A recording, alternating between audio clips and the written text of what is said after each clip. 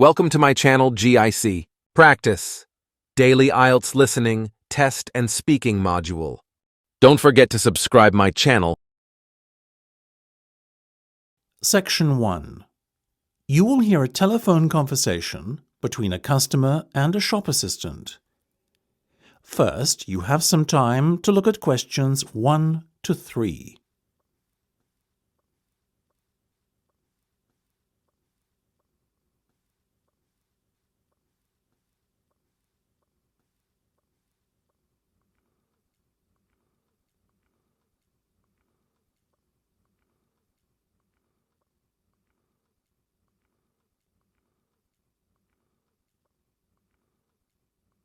You will see that there is an example that has been done for you.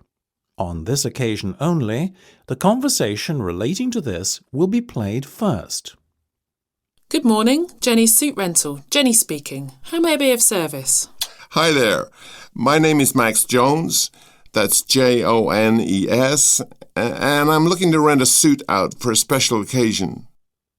The customer's name is Max Jones. So, you write Jones in the space provided.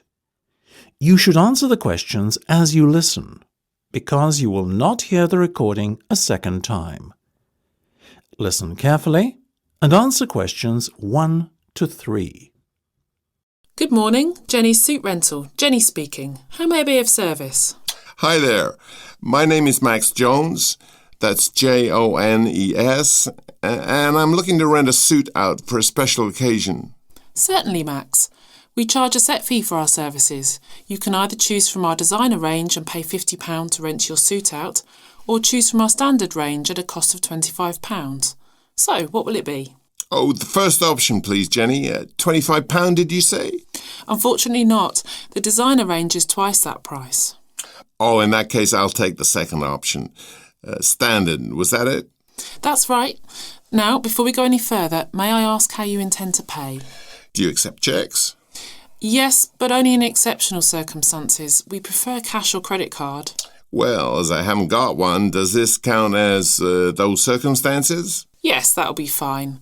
Make it payable to Jenny's Suit Rental. Will do. Before listening to the rest of the conversation, you have some time to look at questions 4 to 10.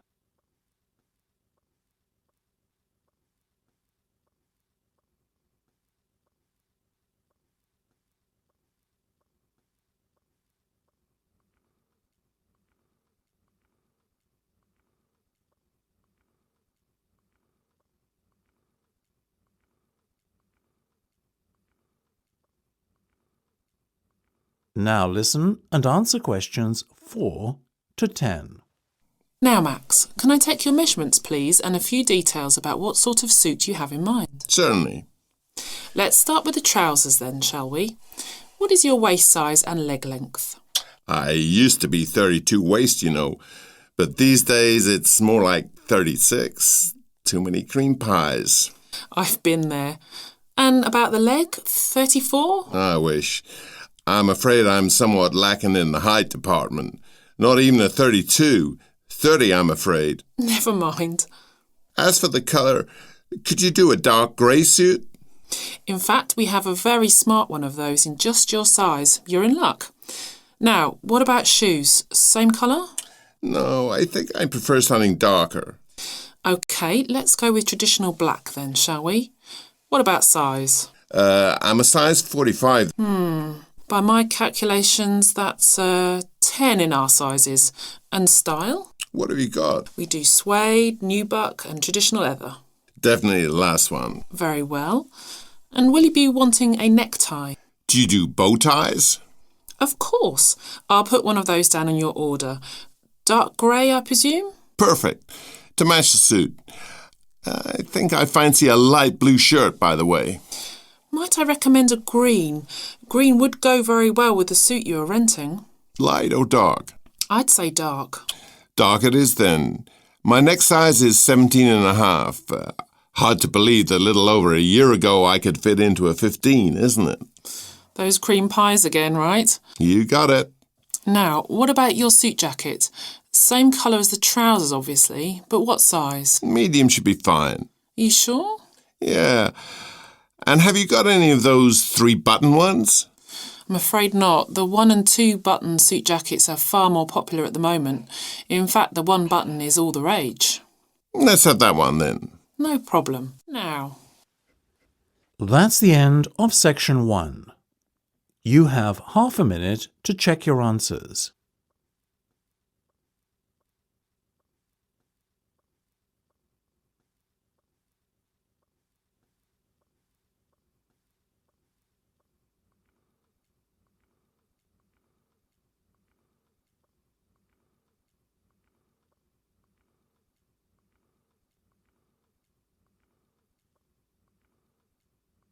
Now turn to section 2.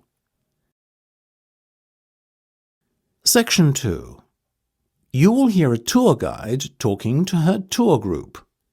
First, you will have time to look at questions 11 to 18.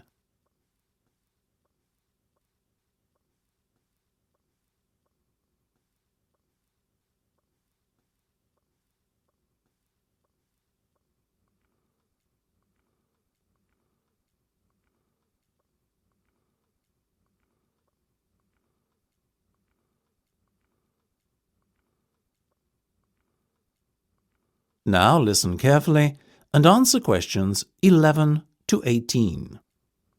So, here we are in front of the entrance hall on the ground floor of this rather splendid 20th century building, once the home of Lord Redford of Graves, but which now, of course, has been converted into the National Art Museum. Now, look straight ahead towards the end of the entrance hallway to where it narrows. That door will take you into the main exhibition hall. Alternatively, if you take the first right, you'll come to the modern art section, and next to that is the modern art studio, where you can see professional artists at work on their latest masterpieces. Fascinating! Taking a left off the entrance hallway, on the other hand, will lead you to the classical art section. If you look at the map on the entrance wall here, you will notice that there are 2 corridors running towards the back of the ground floor, one on the left and one on the right. They both lead onto the rear corridor, which is home to a further 4 exhibition rooms. On the far right, we have the landscape section. In the centre of the corridor is the still life section. And on the far left of the corridor, there are 2 rooms. As you walk down the corridor towards them, the one on your left is the history of art room, and the one opposite is the digital art room. Right, let's get started then, shall we? Before you hear the rest of the discussion, you have some time to look at questions 19 to 20.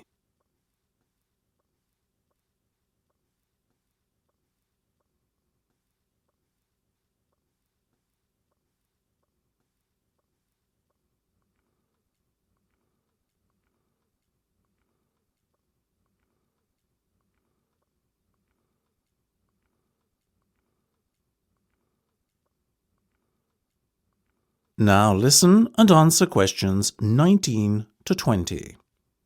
Our first port of call will be the digital art room down at the end. This exhibition has been open little more than a month, but has proved hugely popular with visitors so far.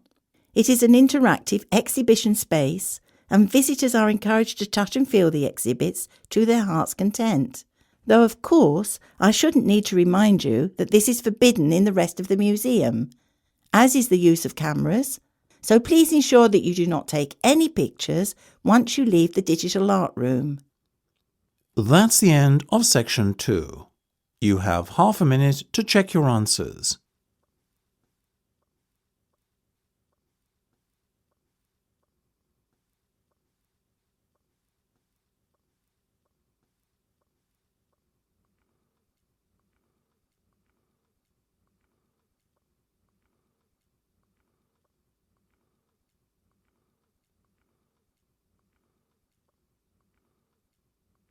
Now turn to section 3. Section 3. You will hear a discussion between 2 students and their teacher on a planned charity event. First, you have some time to look at questions 21 to 25.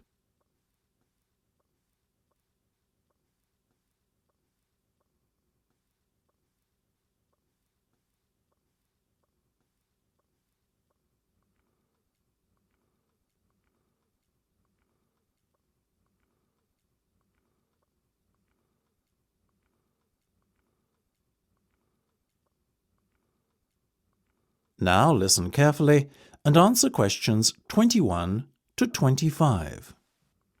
So, are you making any progress with your plans for our annual charity event? I guess first things first, have you decided what charity it will be in aid of this year? We're thinking about Help the Children Africa, sir. Well, that's Mark's idea, sir, but I myself prefer a local charity called the Meals on Wheels. I'd have to agree with Laura on this one, Mark. After all, we're supposed to be giving back to the local community, and although helping African children is a very worthy cause, it's a little outside our remit. That settles it, I guess. Moving on from the beneficiary question, have you made a decision on what type of event it will be? Yes, we plan on doing something a little different this year. We're calling the event Balloonathon. Basically, we're going to offer balloons for sale to all the students. Balloons? I don't see where you're going with this. Why would they want to buy a balloon? Well, here's the thing. We don't actually give them the balloon. Instead, we'll write their name on it along with the special phone number, and then we'll release all the balloons into the air.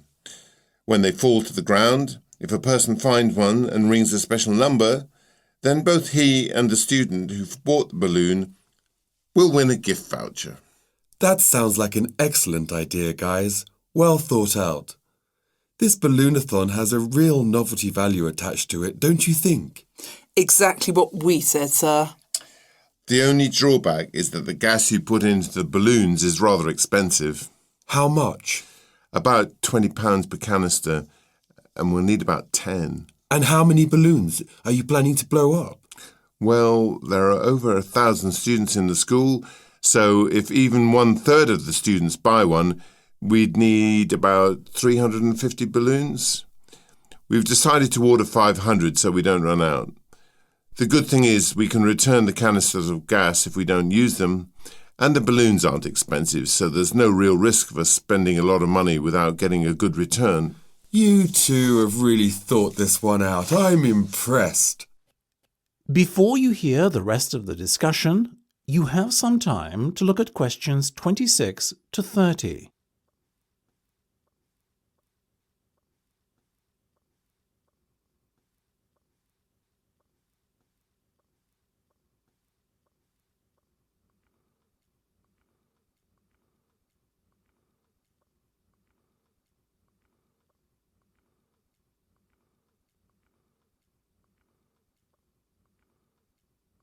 Now listen and answer questions 26 to 30. Thank you, sir. So, how much money do you think we can raise? Well, each balloon costs about 1p, and when it's filled with gas, it's going to cost us about 50 pence. We reckon that if we sell our balloons at a price of £1.50 and we sell all 500 of them, we'll end up making a profit of £1 per balloon. So that's £500 in total. That's fantastic. And it gets better, sir. We've secured a sponsor for our event who's going to give us £1,000. How did you find a sponsor? The balloon company we approached about buying the balloons asked us if we'd be interested in letting them sponsor us too. What's in it for them? They're going to print their logo on every balloon. I think you've done a good deal there. Thank you, sir. So, do we have your approval to confirm our order? Absolutely. But you know, I think we can sell more balloons if we set our minds to it. So why not order double the amount? 1,000 instead of 500. We're going to need more than 10 canisters of gas then. Double the amount, presumably. Correct. OK, let's go for it. Let's make this year's charity event our most successful ever. That's the end of section 3. You have half a minute to check your answers.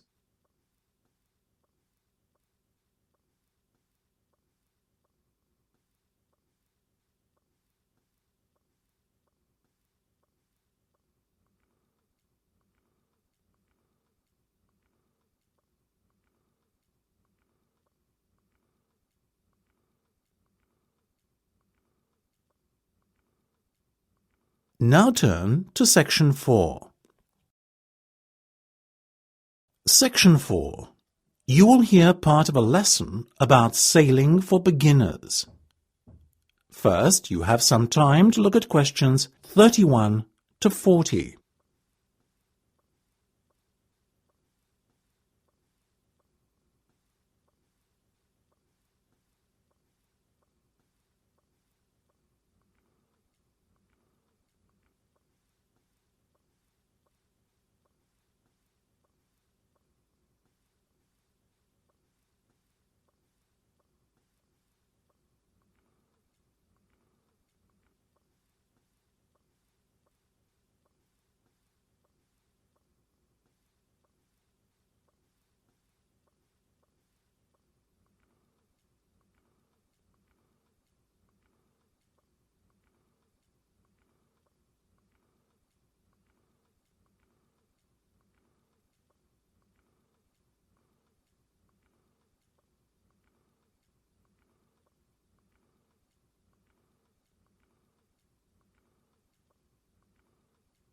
Now listen carefully and answer questions 31 to 40.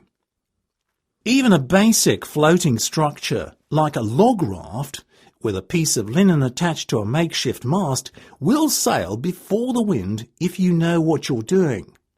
Now, sailing in other directions is a different story altogether, though. To sail in multiple directions, a boat must be designed and rigged so that the force of the wind moves it across the wind or into the wind, as well as moving it with the wind. This design and rigging process can be quite complicated, but luckily none of you will have to worry about that, as all our boats are primed for the off. What you guys need to focus on is controlling your direction and learning some of the basic maneuvers. These two aspects of sailing will form the core of your training over the coming weeks on this course. Let's start with direction control. A boat with no means of control will travel straight downwind, no matter what direction it is pointing in. Using a rudder to counteract the wind's natural effect on the sail is the first step, therefore, in learning to control the direction you sail in. With a rudder, the bow of the boat can be pointed in any direction you desire. But we need more than just a rudder. Otherwise, there is nothing to stop the boat from sliding sideways when it is moving across the wind. That's where the keel or centerboard comes in. This will prevent any unwanted sideward movement. In our boats, we use a removable centerboard. Why? Because this enables them to sail in shallow waters. If your centerboard is fixed in place permanently, then your boat will ground when you encounter areas of water which aren't very deep. With the rudder for steering and the centerboard to prevent sideward movement, your boat is now capable of travelling in numerous directions. Of the three basic sailing manoeuvres, which are 1. Sailing with the wind, 2. Sailing across the wind, and 3. Sailing into the wind, the latter of the three is by far the hardest. Sailing into the wind is called tacking to windward. In reality, no boat can actually sail directly into the wind. If it does so, its sail will start to flap and become useless. That's where tacking comes in. Boats sail upwind by following a zigzag course. You can generally head to within 45 degrees of the wind direction before your sail starts to flap. And this is what we aim to do when we tack. Because the wind seldom blows with the same force and in the same direction consistently, sailing into the wind requires great skill. Skilled sailors learn to sense the subtle changes in wind direction as they sail along and make minor adjustments for these. It will take you a lot of practice before you can do this effectively. Sailing across the wind is called reaching. Boats tend to clock their fastest speeds when reaching. Sailing with the wind is called running. But contrary to what people might expect, running is not as fast as reaching. This is because the sailor is not able to create his own wind resistance. How much resistance is created is entirely down to the strength of the wind which is pushing against the sail. This afternoon, we'll have our first practical lesson. You will get to know your boats on dry land first, though, and we'll not be taking them out onto the water until tomorrow, and only then if weather permitting. Let's break for lunch now for half an hour or so, okay? That is the end of section 4. You now have half a minute to check your answers.